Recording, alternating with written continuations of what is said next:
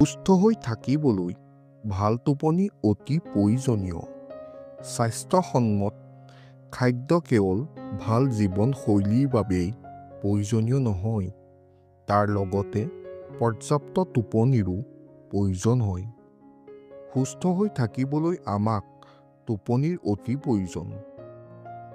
আধুনিক জীৱনশৈলীৰ বাবে আজিকালি অধিকাংশ লোকৰেই পৰ্যাপ্ত টোপনিত বাধাৰ সৃষ্টি হয়। কিন্তু এই স্বভাৱৰ বাবে আপুনি যে দুৰাৰোগ্য ৰোগত আক্ৰান্ত হ'ব পাৰে জানেনে? হয়, পৰ্যাপ্ত টোপনিৰ অভাৱৰ বাবে আপুনি কৰ্কট ৰোগত আক্ৰান্ত হ'ব পাৰে। বহু অধ্যয়নত ইতিমধ্যে প্ৰমাণ হৈছে যে টোপনিৰ মানদণ্ড আৰু কৰ্কট ৰোগৰ মাজত গভীৰ সম্পৰ্ক আছে। পৰ্যাপ্ত তথা ভাল মানদণ্ডৰ টোপনিৰ ফলত শৰীৰৰ ৰোগ প্ৰতিৰোধ প্ৰণালী শক্তিশালী হয়। আনহাতে টোপনিৰ অভাৱ বা অত্যধিক টোপনিৰ ফলত বিভিন্ন স্বাস্থ্য সমস্যা হ'ব পাৰে।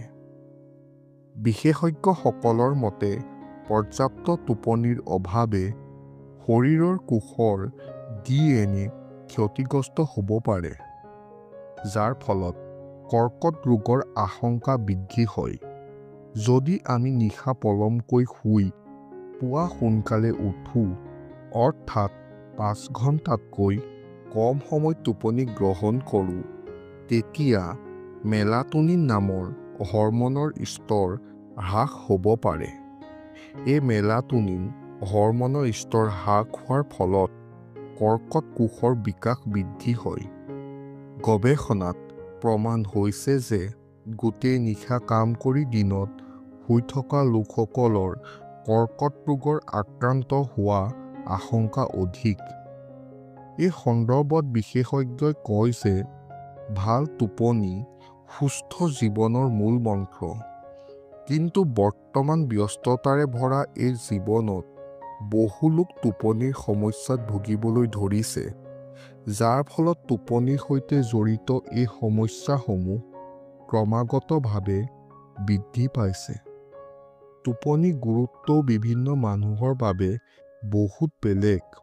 হতাশা অৱসাদত ভোগা ব্যক্তিৰ বাবে টোপনিয়ে তেওঁক তেওঁৰ অপৰ্যাপ্ততা, অক্ষমতাৰ কথা মনত পেলাই দিয়ে। একে সময়তে ভাৱনাত্মক দিশত আবদ্ধ হৈ থকাৰ বাবে আৰামত শুবলৈ অসুবিধা হয়। এনে পৰিস্থিতিত পিছৰ দিনা ভাগৰুৱা অনুভৱ হয়, যাৰ ফলত কামত প্ৰভাৱ পৰে। টোপনিৰ অভাৱৰ ফলত কোন প্ৰকাৰৰ কৰ্কট ৰোগৰ বিপদাশংকা অধিক? মহিলাৰ ক্ষেত্ৰত মেলাটোনিন হৰমনৰ অভাৱৰ ফলত স্তনৰ কৰ্কট ৰোগৰ আশংকা বৃদ্ধি হ'ব পাৰে। পুৰুষৰ ক্ষেত্ৰত নিম্ন স্তৰৰ মেলাটোনিনে প্ৰষ্টেট কৰ্কট ৰোগৰ সম্ভাৱনা বৃদ্ধি কৰে। আনহাতে কম টোপনিয়ে পাচন তন্ত্ৰ প্ৰভাৱিত কৰে, যাৰ ফলত অন্ত্ৰৰ কৰ্কট ৰোগ হ'ব পাৰে।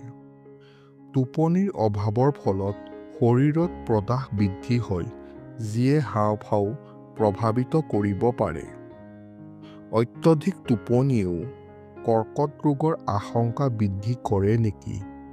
অত্যধিক টোপনি যোৱাটোও স্বাস্থ্যৰ বাবে ভাল নহয়। কেতবোৰ গৱেষণাত প্ৰমাণ হৈছে যে অত্যধিক টোপনিয়ে মেদবহুলতা, মধুমেহ আৰু হৃদৰোগ বৃদ্ধি কৰিব পাৰে, যাৰ ফলত কৰ্কট ৰোগৰ আশংকা বৃদ্ধি হয়। অত্যধিক টোপনি গ'লে শৰীৰত প্ৰদাহ বৃদ্ধি হয়, যিয়ে কৰ্কট ৰোগৰ আশংকা বৃদ্ধি কৰে।